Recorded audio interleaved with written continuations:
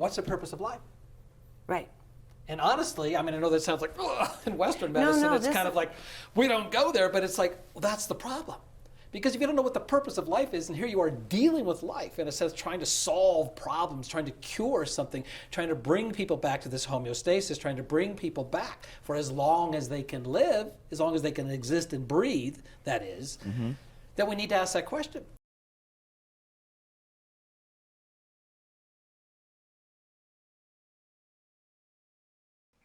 But like I said, today on the agenda, Gaia,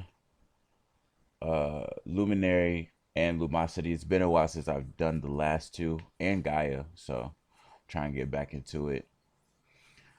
So let's start off with Gaia. How you guys doing today? How you doing, Black Santa? What you on, man?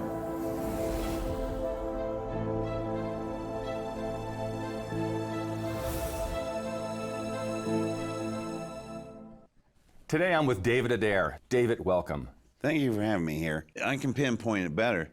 It was NASA's fault for not telling you what they were doing. Yo, I've been in the dungeon. And how their money was spent. What you been on, just watching shit? That subdivision playing of NASA Mario called technology transfer.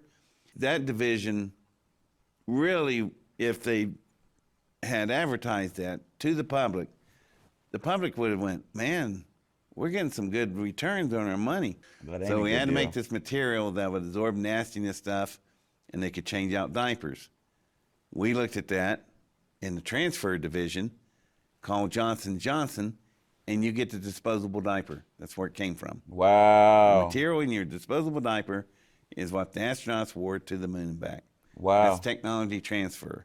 50 years ago, I could hurl 3 men and 450 tons of equipment 500,000 miles to the moon and back round trip. Today, I can't even get off the planet. They got her hooked into the cloud. Well, why is that a big problem? Think about what you're doing here, y'all.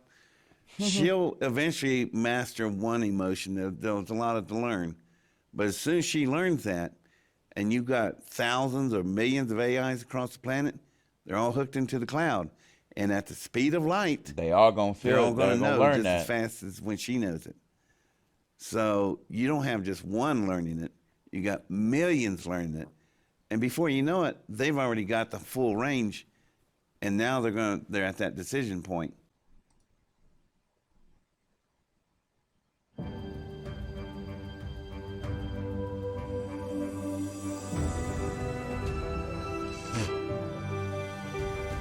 If you really get overburdened, and they use this term yali, which means pressure in Chinese, if you get overburdened by different things, and they really listed it, they talk about the 7 emotions, any kind of excess, they say will really create this kind of imbalance in the system, which leads to this concept of deficiency. So one of the big differences in terms of, I would say, Western thinking in terms of medicine and Eastern thinking in terms of medicine is this whole concept of deficiency. Is it you, or is it the situation? You know what I mean? Is it the crazy world that we live in, God forbid, or is it you that you just can't keep up, and therefore, you know what I mean?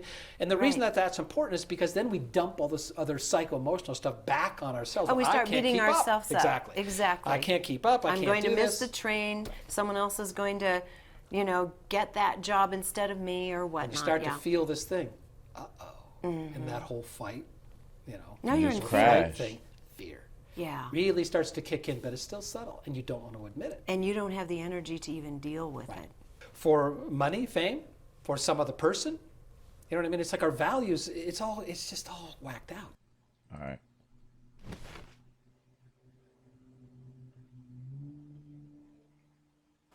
Pick an object. Okay. Oh, my bad.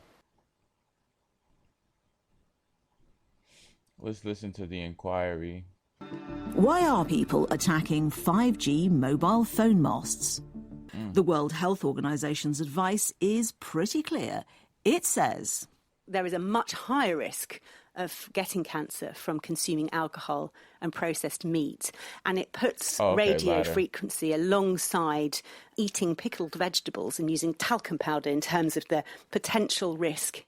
When you look at January and February this year, after, at least in New York Metro, it's been been a tough couple of years with the onslaught of new taxes beginning with in 2008, 18, and then into 2019, all kinds of headwinds for housing. And then there was somewhat. You're referring to the change in the SALT deductions? SALT tax. We had the rent law, which punished, landlords, which is primarily what investors are.